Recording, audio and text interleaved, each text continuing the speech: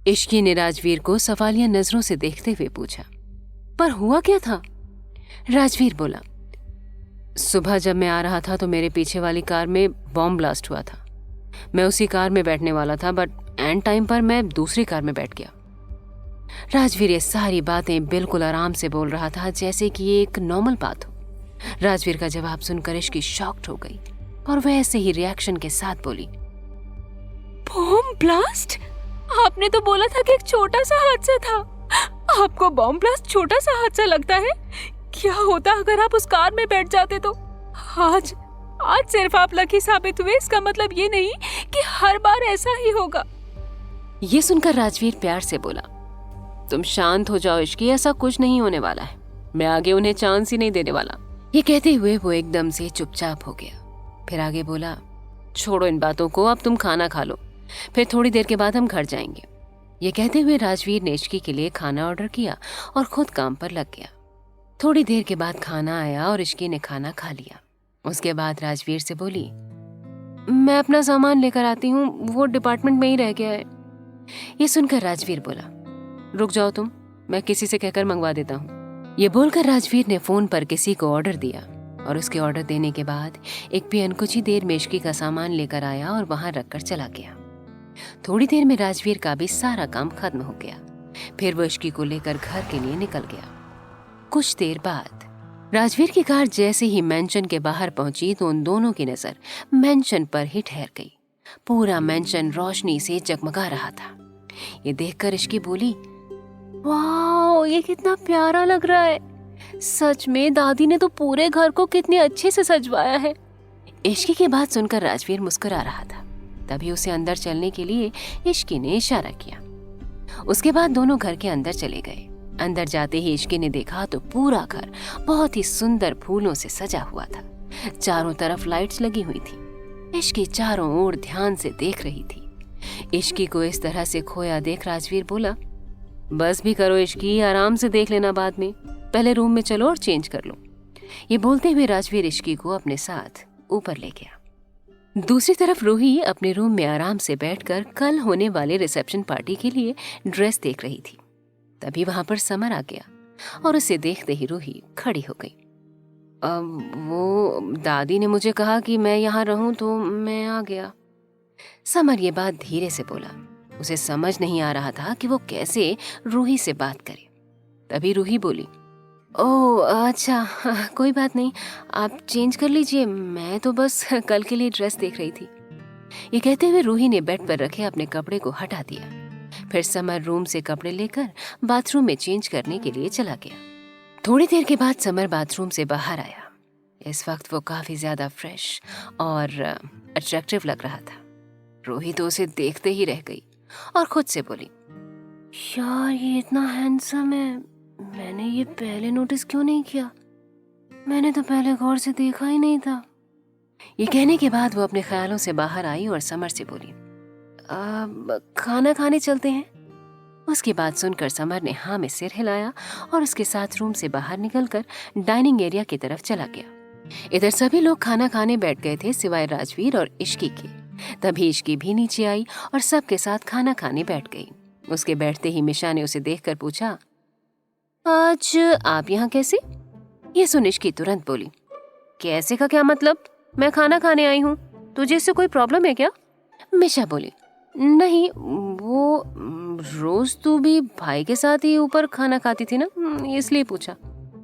इश्की मिशा को देखकर बोली, देख मेरे मूड पर डिपेंड करता है, और तू शायद ये भूल रही है कि मैं पहले भी सबके साथ ही खाना खाती थी। वो तो जब से मेरी तबीयत खराब हुई है तब से राजवीर मुझे खिलाने लगे थे, इसलिए मैं ऊपर ही खा लेती थी।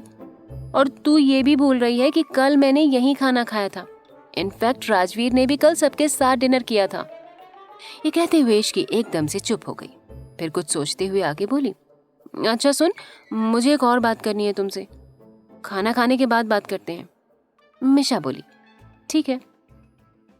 फिर डिनर करने के बाद इश्की मिशा को लेकर रूम में गई और दोनों बेड पर जाकर बैठ गए। तभी मिशा ने पूछा, बोल क्या बताना है तुझे? इश्की मिशा से बोली, यू आर राइट मिशा, प्रिया कुछ तो अजीब है। ये सुन मिशा ने तुरंत पूछा, मतलब? तू साफ साफ बता।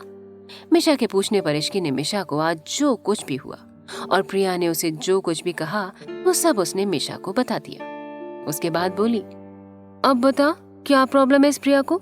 मुझे तो समझ ही नहीं आ रहा है। मुझे लगा अच्छी दोस्ती हो जाएगी, लेकिन उसने तो दूसरे ही दिन राजवीर के खिलाफ बोलना शुरू कर दिया और हम दोनों को अलग करने की बातें करने लगी, वो भी राजवीर से बिना मिले। ये क्या बात हुई भला? ये सुन मिशा तुरंत बोली, वाह, जितना तेरी बातों से लगता है उस हिसाब से I think she is jealous, इसलिए उसने ये सब कहा। इश्की ने थोड़ा कंफ्यूज होकर पूछा, जेलस? लेकिन किससे और क्यों? मिशा बोली, इडियट, ऑब्वियसली तुमसे जेलस हो रही है। आई थिंक वो भाई को पसंद करती है और जब उसने तुझे भाई के साथ देखा तो उसे तुझसे जेलसी हुई होगी और तुझे और भाई को अलग करने के लिए ये सब बोल रही होगी। इश्की ने पूछा, लेकिन प्रिया तो राजवीर को जानती भी नहीं है, तो राजवीर को कैसे पसंद कर सकती है? मिशा जवाब देते हुए बोली, ऐसी बहुत सी लड़कियां हैं जिन्होंने भाई को नहीं देखा है लेकिन फिर भी भाई को पसंद करती हैं। हो सकता है प्रिया भी उनमें से एक हो, और जब उसे सिंघानिया कंपनी में जॉब करने का चांस मिला तो उसने सोचा कि भाई के करीब जाने का चांस मिल जाएगा, पर इससे पहले तुझे भाई के साथ देख लिया। ये सुन इश्की गुस्से से अपनी मुट्ठी बंद करते हुए बोली, अगर ऐसा है ना तो उस प्रिया को मैं नहीं छोड़ने वाली हूँ। मैं उसका वो हाल करूंगी कि अपने चेहरे को भी मिरर में देखने से पहले 100 बार सोचेगी। ये सुन मिशा ने तुरंत पूछा, तू क्या करने का सोच रही है? लेकिन इश्की बिना कुछ कहे ही अपने रूम में चली गई और जाकर बेड पर लेट गई। तभी राजवीर भी अपने स्टडी रूम से निकलकर रूम में आया और इश्की को देख उसके पास जाकर पूछा, तुम्हारी इंटर्नशिप कब तक चलने वाली है? आई मीन तुम कितने मंथ जाओगी? इश्की जवाब देते हुए बोली, 3 मंथ। ये सुनते ही राजवीर ने तुरंत पूछा, 3 मंथ के लिए तुम्हारे कॉलेज बंद है क्या? इश्की राजवीर को गले लगाकर बोली, नहीं, वो हमने परमिशन ले ली है और एप्लीकेशन दे दिया है कि हम इंटर्नशिप कर रहे हैं, इसलिए अटेंडेंस का इशू नहीं होगा। ये कहते हुए इश्की ने राजवीर को और जोर से हक कर लिया। फिर दोनों एक दूसरे की बाहों में सो गए। अगली सुबह इश्की और मिशा ऑफिस जाने के लिए जल्दी से रेडी हो रही थी, क्योंकि हमेशा की तरह आज भी दोनों लेट हो गए थे। कुछ देर बाद दोनों रेडी होकर जैसे ही नीचे हॉल में पहुंचे तो दोनों को रोकते हुए दादी बोली, आज तुम दोनों ऑफिस नहीं जाओगी। ये सुन मिशा ने तुरंत पूछा, पर क्यों दादी? पार्टी तो शाम को है ना, तब तक तो हम दोनों ऑफिस से आ जाएंगे। मिशा की बात सुन इश्की भी उसका साथ देते हुए बोली, हाँ दादी, मिशा ठीक कह रही है, हम दोनों जल्दी ही आ जाएंगे। पहले ही मैंने ऑफिस से बहुत सी छुट्टी ले ली है और अब ली तो हमें इंटर्नशिप का सर्टिफिकेट भी नहीं मिलेगा। लेकिन दादी ने उन दोनों की बात सुनकर कोई जवाब नहीं दिया। ऐसा लग रहा था कि जैसे कि उन्हें इन बातों से कोई फर्क ही नहीं पड़ रहा हो। ये देख मिशा अपनी बातों पर जोर देते हुए बोली, दादी आप सुन भी रही हैं? हम दोनों कुछ बोल रहे हैं। पर दादी नाराजगी के साथ बोली, मुझे फर्क नहीं पड़ता है कि तुम दोनों को सर्टिफिकेट मिले या ना मिले, वैसे भी ऑफिस तो राजवीर का ही है, उसे बोल दो आज छुट्टी ले रहे हो, बात खत्म। आज तुम दोनों कहीं नहीं जाओगी, क्योंकि पहली बार मैं छुट्टी लेने के लिए कह रही हूँ और वो भी नहीं हो रहा है तुम दोनों से। दादी की बात सुनकर इश्की मिशा को देख रही थी। वहीं मिशा ये सब सुनकर मुंह बनाकर खड़ी थी। दोनों को समझ में आ गया था कि अब वो दादी को इस बात के लिए नहीं मना पाएंगी। अगर ज्यादा जिद भी की तो दादी उन्हें इमोशनल ब्लैकमेल करके घर पर रहने को मजबूर कर देंगी। मिशा बोली, ठीक है दादी, नहीं जा रहे हैं हम ऑफिस, अब आप खुश? मिशा की बात सुनते ही दादी खुश हो गई। वहीं दोनों अपने अपने रूम में चली गईं। इधर इश्की के रूम में पहुंचते ही उसे रेहान का कॉल आया, तो उसने कॉल को देखकर जल्दी से कॉल रिसीव कर लिया। कॉल रिसीव होते ही सामने से रेहान अपनी जोश भरी आवाज में पूछता है, क्या हुआ, आज ऑफिस आने का मन नहीं है क्या तुम दोनों का? इश्की आराम से बोली, नहीं यार, आज नहीं आ रहे हम, वो दादी ने आज ऑफिस जाने से मना कर दिया है, पार्टी की वजह से वो बोल रही है आज घर में ही रहना है। इश्की की बात सुनकर रेहान मायूस हो गया और अपनी धीमी आवाज में बोला, अच्छा कोई बात नहीं, लेकिन मुझे भी बता देते, मैं भी नहीं आता, अब मैं बोर हो जाऊंगा, और यहाँ की लड़कियां जब देखो तब मुझे ऐसे देखती हैं जैसे मौका मिलते ही मुझे कच्चा चबा जाएंगी। रेहान की बात सुनकर इश्की जोर से हंसते हुए बोली, हाँ हाँ, क्यों नहीं, तुम हो ही इतने हैंडसम। अब मुझे लगता है कि मिशा को रोज ऑफिस भेजना पड़ेगा ताकि वो उन लड़कियों को तुमसे दूर रख पाए।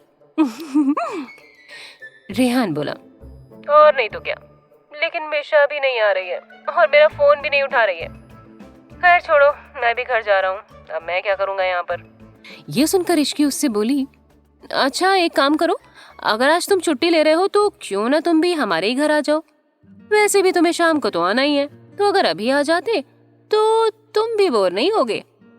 ये सुनकर रेहान अपनी एक्साइटमेंट भरी आवाज में बोला, हाँ ऐसा हो सकता है, तो मैं आ जाता हूँ। इश्की बोली, हाँ ठीक है, फिर आ जाओ। ये कहते हुए इश्की ने फोन रख दिया और मिशा के रूम की ओर चली गई। जैसे ही इश्की मिशा के रूम में पहुंची, वैसे ही मिशा बाथरूम से बाहर आई। ये देख इश्की समझ गई कि क्यों मिशा ने रेहान का कॉल नहीं उठाया था। फिर वो मिशा के पास गई और उसे अपनी और रेहान के बीच जो बात हुई वो बता दी। उसकी बात सुनते ही मिशा बोली, एक नंबर का ड्रामेबाज है वो, जानबूझकर इमोशनल बातें की होंगी जिससे तुम उसे बुला लो, और देखो वो कामयाब भी हो गया। मिशा की बात सुनकर इश्की हंसने लगी। ये देख मिशा बोली, तुम क्या हंस रही हो, मैं सच कह रही हूँ, अच्छे से जान गई हूँ उस रेहान मेहरा को, हर बात पर ड्रामा, बिल्कुल तुम्हारी कार्बन कॉपी है वो। इश्की ने मिशा के मुंह से रेहान मेहरा सुन उस नाम पर थोड़ा जोर दिया। उसने आज से पहले कभी रेहान के सरनेम पर ध्यान नहीं दिया था, क्योंकि कभी जरूरत नहीं पड़ी थी, लेकिन अब इश्की रेहान के नाम को दोहराते हुए बोली, रेहान मेहरा मेहरा। मिशा ने इश्की को खोया हुआ देख पूछा, क्या हुआ, क्या सोच रही है। ये सुन इश्की मिशा से बोली, तुझे याद है अर्नब अंकल के वो दोस्त जिन्होंने एक कबीले के बारे में हमें बताया था? अरे क्या नाम था उनका, हाँ हर्ष मेहरा। उनका सरनेम भी मेहरा है। क्या रेहान और उनका कोई कनेक्शन है? ये सुन मिशा आराम से बोली, पता नहीं, लेकिन कितने लोगों का सरनेम मेहरा होगा। अब क्या हर किसी का कनेक्शन तुम रेहान से जोड़ोगी? इश्की बोली, नहीं, बट मुझे लगा कि शायद ऐसा हो सकता है। मिशा बोली, हो भी सकता है। खैर रेहान के फादर तो हमारे प्रिंसिपल सर हैं, उनकी फैमिली में ज्यादा लोग नहीं हैं। जो भी हो, रेहान हमें बता देगा।